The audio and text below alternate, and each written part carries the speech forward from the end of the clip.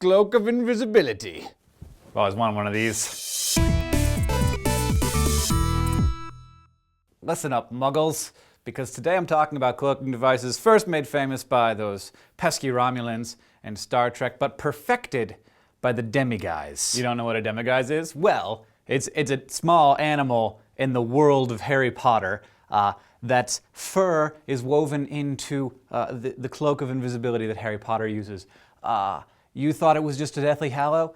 Also made of demiguise fur. So in case you thought that my cred as a Harry Potter nerd was in question, you can just evacuate all of the thoughts from your brain right now. Fact is, there's real research going on in the real world right now that could one day make things like me, for example, invisible. And who doesn't want to be invisible every once in a while? Like you, dear viewer, that time that your mom walked into you reenacting the scene from Spider-Man with the upside-down kiss with a wig head. So let's get the big question out of the way first.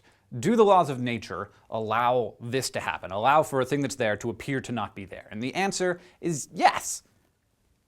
Kinda. And two, do those technologies currently exist? And the answer to that is no.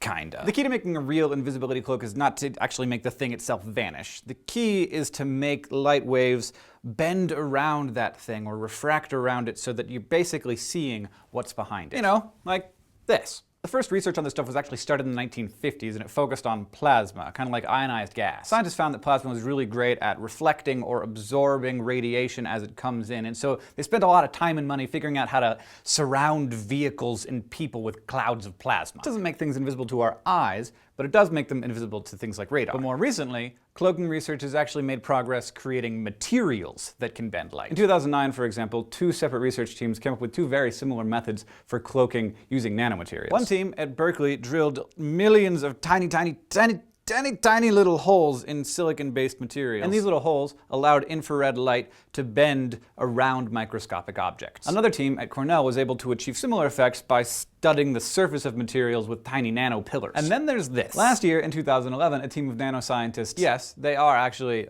tiny scientists, used heated sheets of carbon to make nanotubes in a pool of water to create what's known as the mirage effect. This is like when you're driving on a hot summer road and the road in front of you looks like a pool of water. That's because the hot air you see just over the road surface is refracting the light you see to reflect the sky above. What you saw there is a lot like that, refracting light to create a reflection. Scientists have also gotten similar results using calcite and other kinds of crystal stuff. But the problem, well, okay, there are a lot of problems. A lot of these techniques only work when you're like underwater or in a certain color light or from a certain angle, and usually it only works with very small objects. And so far the research focused on nanomaterials hasn't been able to cloak anything that is very big because these nanomaterials are so extremely expensive to make. And so until they get cheaper to create, there's no way we're going to be able to build a whole cloak out of it. So for now, all you wallflowers and wig head kissers, you're just gonna have to find different ways to blend into the background. Unless, of course, you manage to score yourself a demiguise pelt like me. Want to see more of this? You should subscribe to youtube.com/SciShow. You can also follow us on Twitter and Facebook. And if you have any questions, we'll be on Twitter and Facebook. We'll also be in the comments below. And if you have suggestions for other things that you'd like us to cover. And of course, as always, there's information on where we got all of this information in the description so that you can learn more. Because that's what this is about, right? Goodbye.